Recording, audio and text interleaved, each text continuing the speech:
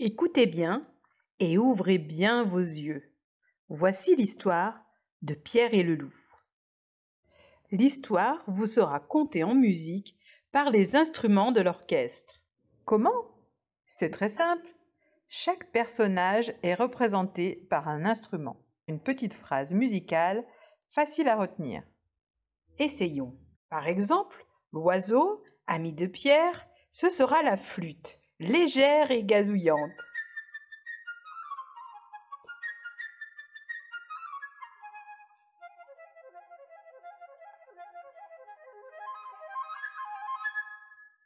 Le malheureux canard, le hautbois mélancolique.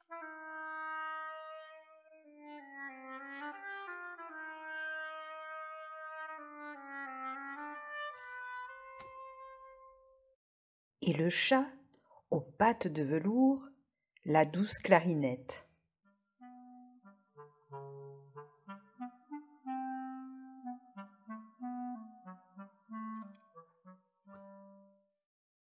Quant au grand-père qui bougonne dans sa barbe, c'est le basson grondeur.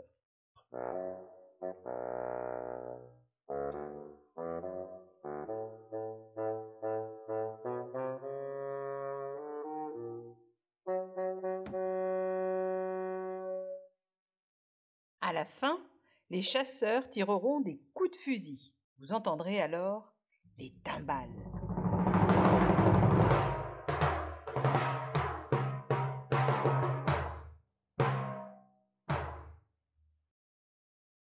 Écoutez les trois corps, sévères et sombres.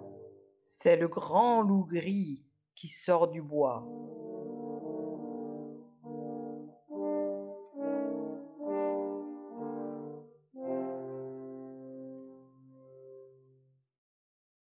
Mais nous allions oublier Pierre, notre héros. Le voici représenté par les instruments à cordes de l'orchestre.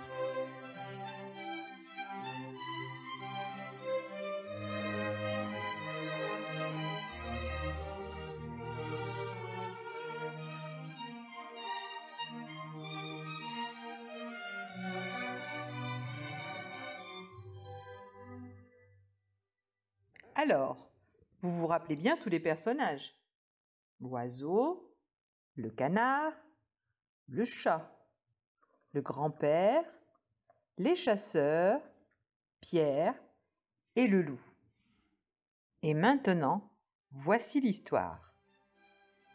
Un beau matin, Pierre ouvrit la porte du jardin et s'en alla dans les prés. Sur la plus haute branche d'un grand arbre était perché un petit oiseau, ami de Pierre. « Tout est calme ici, gazouillait-il gaiement. Un canard arriva bientôt en se dandinant, tout heureux que Pierre n'ait pas fermé la porte du jardin. Il en profita pour aller faire un plongeon dans la mare, au milieu du pré. Apercevant le canard, le petit oiseau vint se poser sur l'herbe tout près de lui. « Mais quel genre d'oiseau es-tu donc, qui ne sait pas voler ?» dit-il en haussant les épaules. À quoi le canard répondit : « Quel genre d'oiseau es-tu qui ne sait pas nager ?» Et il plongea dans la mare. Ils discutèrent longtemps, le petit oiseau voltigeant au bord.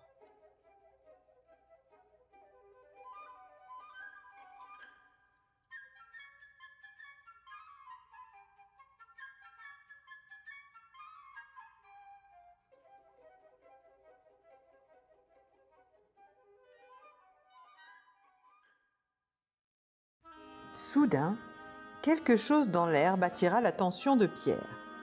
C'était le chat qui approchait en rampant. Le chat se disait : « L'oiseau est occupé à discuter, je vais en faire mon déjeuner. » Et comme un voleur, il avançait sur ses pattes de velours. « Attention !» cria Pierre. Et l'oiseau vola pour échapper au chat qui voulait lui manger. Tandis que du milieu de la mare, le canard lançait au chat des coins-coins indignés. Le chat rôdait autour de l'arbre en se disant : « Est-ce la peine de grimper si haut ? Quand j'arriverai, l'oiseau se sera envolé. » Tout à coup, grand-père apparut. Il était mécontent de voir que Pierre était allé dans le pré. « Viens là, il faut qu'on rentre à la maison. » Si un loup sortait de la forêt, que ferais-tu ? Pierre ne fit aucun cas des paroles de son grand-père et déclara que les grands garçons n'avaient pas peur des loups. Mais grand-père prit Pierre par la main, l'emmena à la maison et ferma à clé la porte du jardin.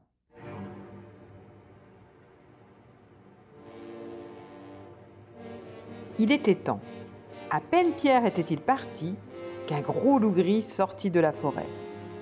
Pierre a vu tout dans son grand télescope. En un éclair, le chat grimpa dans l'arbre. Le canard se précipita hors de la mare en caquetant. Mais malgré tous ses efforts, le loup courait plus vite. Le voilà qui approcha de plus en plus près, il le rattrapa. Puis, le loup avala le canard. Et le canard était toujours dans le ventre du loup et sortait même pas. Et maintenant, voici où en étaient les choses. Le chat était assis sur une branche, l'oiseau sur une autre, à bonne distance du chat bien sûr, tandis que le loup faisait le tour de l'arbre et les regardait tous deux avec des yeux gourmands.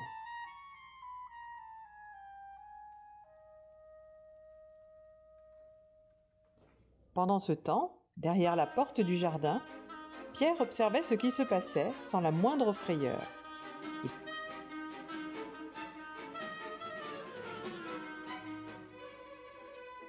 Et grimpa sur le haut mur du jardin.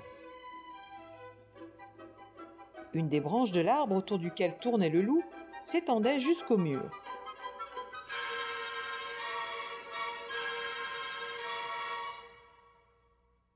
Pierre s'empara de la branche, puis monta dans l'arbre. Alors Pierre dit à l'oiseau : « Va voltiger autour de la gueule du loup, mais prends garde qu'il ne t'attrape. » Envoie-toi. Alors l'oiseau s'envola plus haut possible. De ses ailes, l'oiseau touchait presque la tête du loup qui sautait furieusement après lui pour l'attraper. Oh, que l'oiseau agaçait le loup, et que le loup avait envie de l'attraper. Mais que l'oiseau était bien trop adroit, et le loup en fut pour ses frais.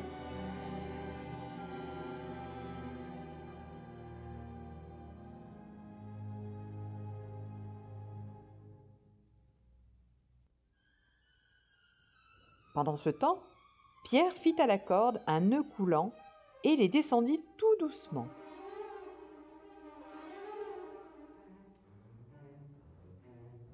Il attrapa le loup par la queue et tira de toutes ses forces. Le loup, se sentant pris, se mit à faire des bonds sauvages pour essayer de se libérer.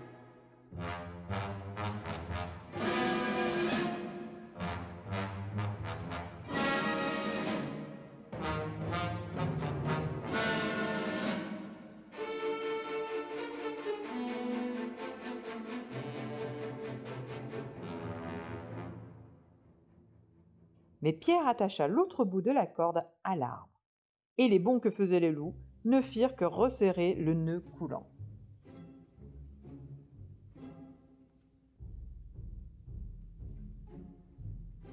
C'est alors que les chasseurs sortirent de la forêt.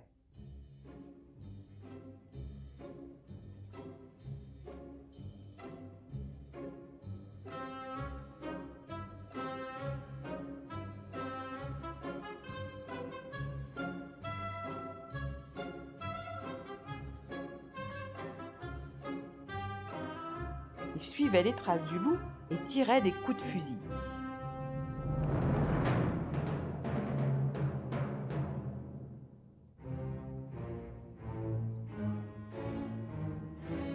Mais Pierre disait aux chasseurs : « Arrêtez, on l'a déjà attrapé.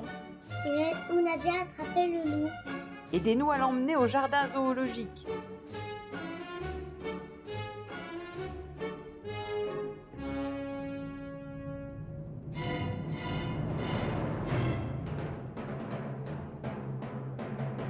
Et maintenant, imaginez la marche triomphale.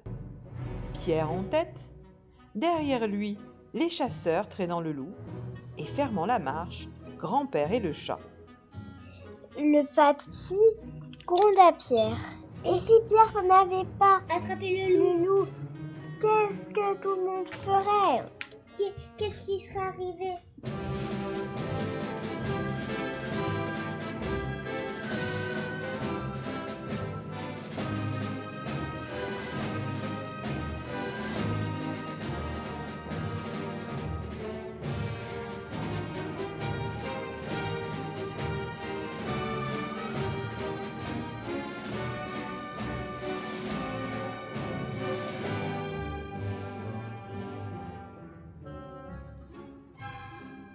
Et papy le gronda.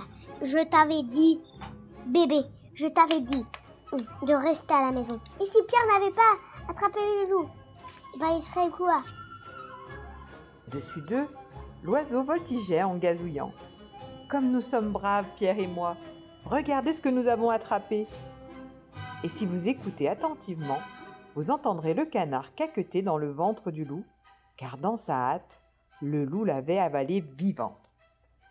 Mais le loup était tout triste, mais le canard était toujours dans le ventre du loup. Et le canard sortit du ventre dès que le loup ouvra sa gueule. Et ensuite, le loup mettait dans une grande prison chez les policiers. Fin.